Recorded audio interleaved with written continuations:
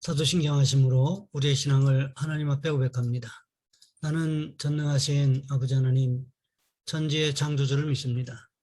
나는 그의 유일하신 아들 우리 주 예수 그리스도를 믿습니다.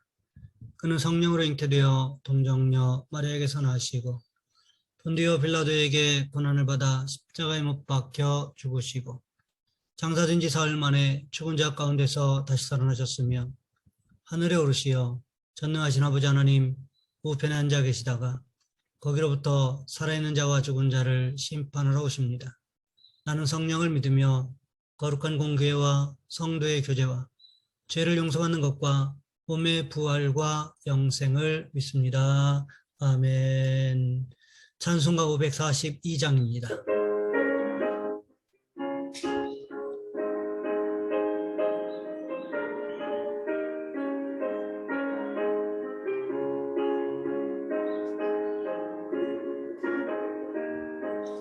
구주 예수 의지함이 심히 기쁜 일일세 영생 허락 받았으니 의심하주 없도다.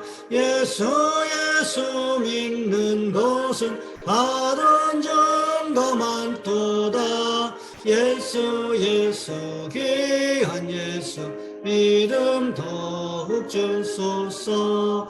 구주 예수 의지함이 심히 기쁜 일일세 주를 믿는 나의 마음 그의 피에 적시네. 예수 믿는 것은 받은 증거 많도다. 예수 귀한 예수 믿음 더욱 주소서.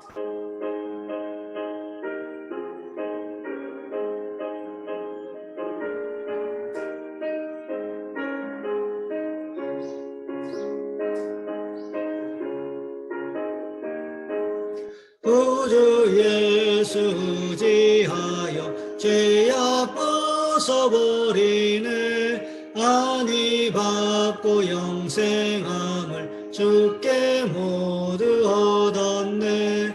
예수 믿는 것은 받은 증거 많도다. 예수 귀한 예수 믿음 더욱 주소서. 구주 예수 의지하여 구원함을 얻었네. 영원 무궁지나도록 주여 함께 하소서. 예수 믿는 것은 받은 증거 많도다. 예수 귀한 예수 믿음 더욱 주소서. 아멘.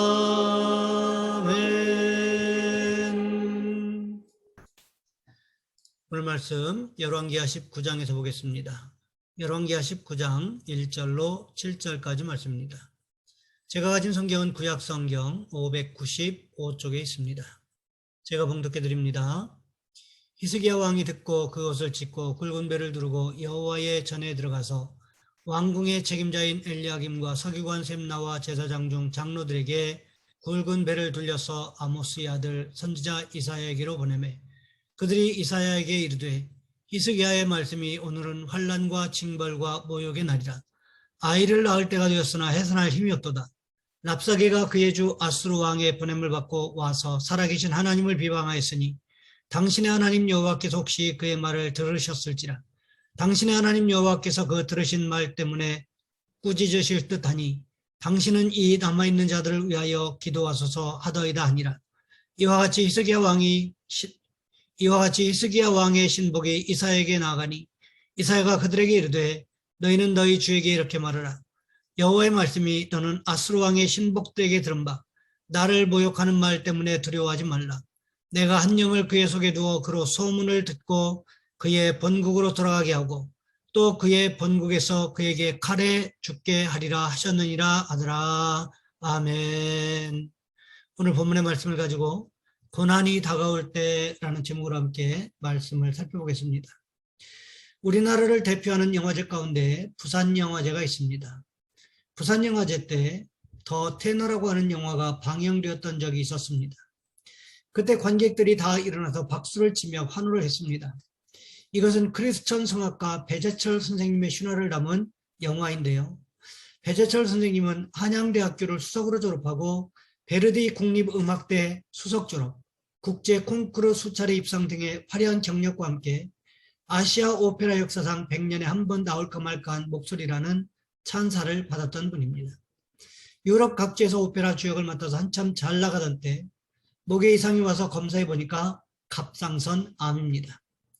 2005년 갑상선 암 수술을 받을 때 암세포가 전이되어서 오른쪽 성대 신경과 오른쪽 횡격막 신경까지 다 절단했을 때 의사가 말합니다.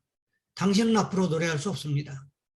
절망적인 그 순간 병상에서 자신의 과거를 돌아보니 자기가 찬양대에서 찬양하고 하나님을 섬겼을 때 그때가 참 좋았는데 갑자기 이름이 나고 세상적인 인기가 높아지니까 주님을 멀리했던 것을 생각하고 눈물로 회개합니다. 자리를 못 지키니까 자기에게 이런 고난이 다가왔구나 생각해서 눈물로 회개하고 하나님 나를 고쳐주시면 내가 이 목소리로 하나님을 찬양하겠습니다. 그런 그에게 하나님의 은혜가 임했습니다.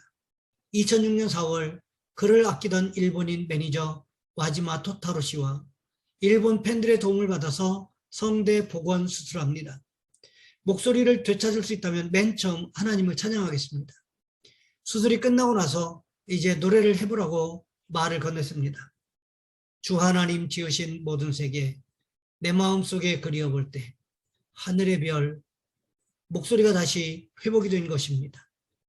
그 후로 2년 동안 피눈물 나는 재활훈련 끝에 무대에 복귀했으며 수술 및 재활 과정을 담은 다큐멘터리가 일본 NHK 방송을 타고 전파되면서 많은 일본 사람들이 감동받고 예수 믿고 하나님께 돌아오는 역사가 나타나게 되었습니다. 그의 일본인 매니저 와지마 토타로 씨가 말합니다. 당신이 믿는 하나님이라면 저도 믿겠습니다. 당신이 성악가로서 견딜 수 없는 고통 속에서도 흔들리지 않을 수 있었던 것은 당신이 하나님을 믿었기 때문입니다. 그는 고백합니다. 하나님은 제게 목소리라는 달란트를 주시고 저를 성악가로 만들어 주셨습니다. 하지만 저는 제 이름만을 높이는 활동을 해왔고 한순간에 제가 가진 모든 것을 잃었습니다. 대신 하나님께서는 내가 너에게 목소리를 준 것은 내가 찬양을 받기 위함이다라는 사실을 알게 하셨습니다. 그리고 하나님을 절대적으로 믿는 믿음을 얻게 하셨습니다. 그래서 의사들이 당신은 이제 노래하는 것이 불가능합니다 라고 얘기했을 때 저는 한쪽 귀로 듣고 한쪽 귀로 흘렸습니다. 하나님을 믿었기 때문입니다.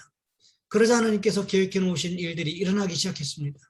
이제 저는 하나님을 찬양하며 절망에 빠진 사람들에게 다시 시작할 수 있는 희망과 위로를 주는 일로 남은 인생을 살 것입니다.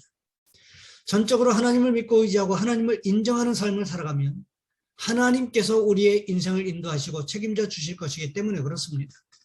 오늘 본문에도 보시기 바랍니다. 남왕국 유다는 아수르와 비교하면 정말 형편없었습니다. 군사적으로도 그렇고 경제적으로도 그렇고 어느 것 하나 비교해서 우월한 것이 없었습니다. 그때 아수르 왕 사네립의 신하였던 랍사게가 남왕국 유다 왕 히스기야를 조롱할 뿐만 아니라 남왕국 유다 백성들이 섬기던 하나님까지도 무능하다고 조롱했습니다. 이것을 예루살렘 성 안에 있는 모든 사람들이 다 듣도록 아람말이 아닌 히브리 말로 떠들어대기 시작했습니다. 이것을 누가 들었습니까? 열왕기하 18장 37절 말씀해 보시면 힐기야의 아들로서 왕국 내의 책임자인 엘리야김과 서기관 셈나와 아삽의 아들 사관 요아가 들었다는 거지요. 듣다가 생각해 보니까 화가 나지요. 자신들의 왕인 히스기야뿐만 아니라 하나님까지 조롱하고 있으니 얼마나 화가 났겠습니까? 하지만 그들에게 아수르를 이길 수 있는 힘이 있었습니까? 그렇지 않다는 거지요. 그러하기에 화가 나고 슬프다는 표현으로 그들의 옷을 찢었다는 것입니다. 그러면서 히스기야 왕에게 나갑니다. 나가서 어떻게 했습니까? 랍사게가 했던 말들을 그대로 히스기야 왕에게 전달했다는 것입니다. 이것이 바로 남왕국 유다의 고난이 아니었겠습니까?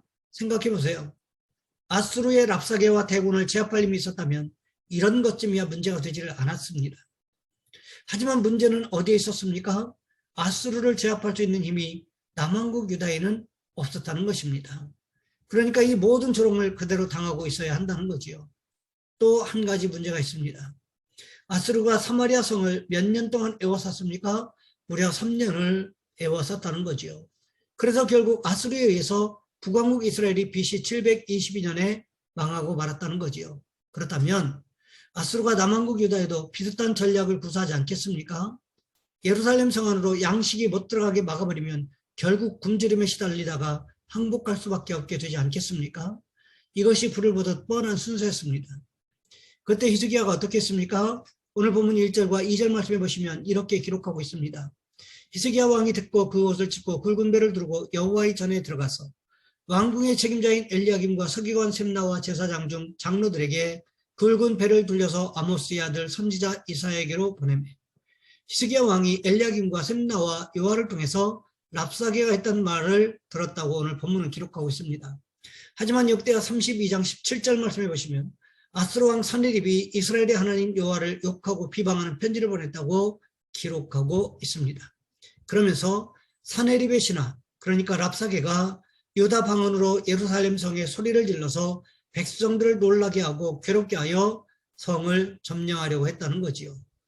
이것은 극도로 치밀하게 계산된 고도의 심리전이었음을 말씀하고 있는 것입니다. 하지만 히스기야는 어떻게 했습니까? 자신이 이 모든 문제를 해결할 수 없음을 먼저 인정했다는 것입니다. 우리에게도 이런 모습이 필요합니다. 우리에게 고난이 다가올 때 이 고난의 문제를 내 스스로가 해결할 수 있을 것인가? 내가 해결할 수 없다면 누구의 도움을 받아야 할 것인가? 다른 사람의 도움을 받으면 해결할 수 있을 것인가? 이런 모든 가능성을 먼저 찾아보아야 한다는 것입니다. 왜요? 그렇게 세밀하게 찾아보아야만 고난의 문제를 해결할 수 있기 때문에 그렇습니다. 히스기야도 이렇게 했을 것 같습니다. 동원 가능한 모든 자원들을 점검했을 것입니다. 무기체계를 점검했을 것입니다. 아수르와 싸우며 승리할 수 있는 가능성이 얼마나 될까를 계산해 보았을 것입니다. 그런데 어떻습니까? 지금 상황이 그렇게 호락호락하지가 않았습니다. 이길 수 있는 대상이 아니라는 판단이 들었습니다. 그러자 어떻게 합니까? 옷을 찢고 굵은 배를 두르고 여호와의 전에 들어갔다는 거지요. 무슨 뜻일까요? 이 고난의 문제는 근본적으로 하나님께서 해결해 주셔야 한다는 것을 히스기야가 알고 있었다는 거지요. 그러기 위해서 누구를 불렀습니까? 하나님의 뜻을 묻기 위해서 아모스의 아들 선지자 이사야를 불렀다는 것입니다. 그렇습니다. 우리에게 고난이 다가올 때 이 고난이 왜 다가왔는지도 분석해 보아야 하겠지만 어떻게 해야 해결할 수 있을 것인가 이것을 또한 생각해 보아야 한다는 것입니다. 그렇게 한 결과 히스기야가 나라의 운명이 달린 문제를 가지고 하나님 앞에 나아갔던 것처럼 우리도 우리 인생의 문제를 가지고 하나님 앞에 나아가는 은혜가 있으시기를 주님의 이름으로 부탁을 드립니다. 이 시간 우리 한 목소리 함께 기도하겠습니다. 주일 예배를 위해서 또한 예배마다 예비하신 은혜를 위해서 이 시간 우리 주여 한번 간절히 부르신 후에 한 목소리 함께 기도합니다. 주여 사랑의 하나님 우리를 도와주시기를 원합니다.